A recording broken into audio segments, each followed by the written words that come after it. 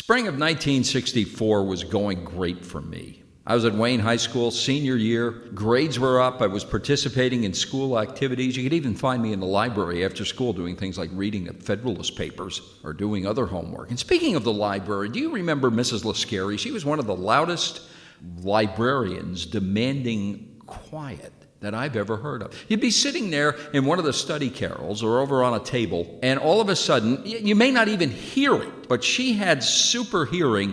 You'd hear, "There'll be no talking in the library." And it would just go on and on and on. And I thought, for someone who demanded quiet, she certainly knew how to break the mood. But I digress. Things were going well after a very cold winter. It was snowy, and even into early spring of '64, there was a lot of snow. But now it was warm and sunny. April had warmed up, and we were into early May, and that meant phys ed became fun for me, because usually what we would do at that time of the year is go outside and play a couple innings of softball. But one day in early May, we come in, and the word is out, don't get dressed to go out. I thought, what's this all about? What did we do this time? That was my first question about what was taking place. And we were ushered out into the gym and into the bleachers, and out there was the phys ed team of Gifford, Spraker, Hubschman, and Dilemma. And they lined us up and took us over to the choral room where we met Mr. Kerr. And we sat down in there, and music was handed out. And then we realized what was going on. It was rehearsal for graduation. I didn't give graduation any thought up to this point. I mean, I had been to college. I had been admitted. I'd been down there for interviews. I took a personality test, and most of us who had been admitted to college had done similar things. But it never really hit me yet that the high school career was going to end. It started to take effect. So there we are in the choral room, and music is handed out that is written in phonetics. This was a way of teaching music and bringing people up to speed and singing in unison very quickly. It was actually invented by Fred Waring, a choral director back in the 50s and 60s and before that. And we learned some songs that I had never heard of before, like this. To every man and nation.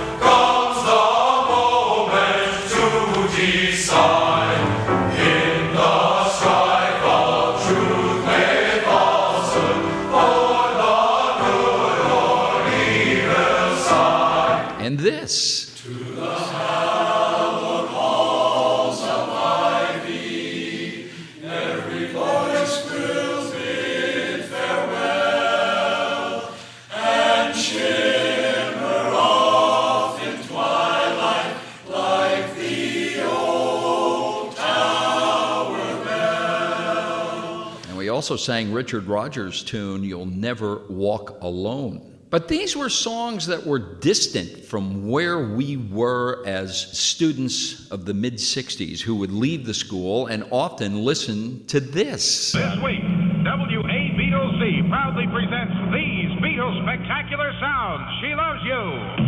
She loves you, yeah, yeah. I want to hold your hand. I want to hold your hand. From me to you. With love from me to you. Please, please me. Please, please, we won't. All my lovin'. All my loving. Twist and shout. Twist and shout. I saw her standing there. Oh, and I saw her standing there. Can't buy me love. Can't buy me love. Roll over Beethoven. Oh, the Beatles, six of these rhythm of blues. Hear all the Beatle hits on American radio headquarters for the Beatles. 77 WABC. The super hit sound of 77 WABC. With the hotline of hits. Today, this song is super hit number 3. Number 3, the Beatles doubleheader goes right along with Twist and Shout on the Dan Ingram Show. 28 minutes before 6 right now in New York. We'll take it up, baby.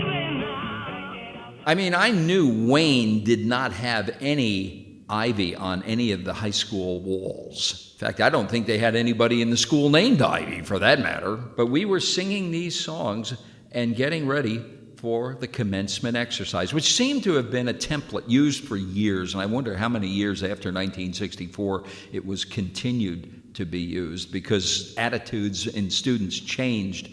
There was no more singing, probably, by the senior class. So there we were, coming to an end. And more, there was this kind of nostalgic desire to look back at the high school and not really look into the future. One time, right around this time, we were out, my friends John and Bernie were out in Bernie's 1950 Oldsmobile. We're talking about the future.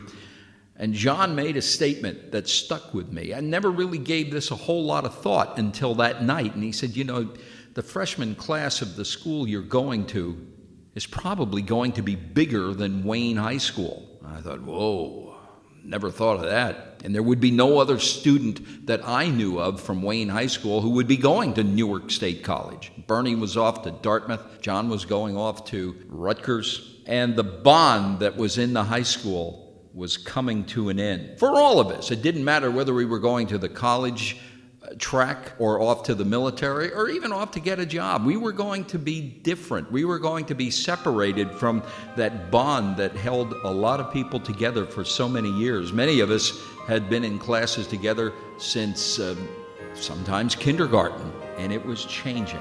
The future would be different for all of us.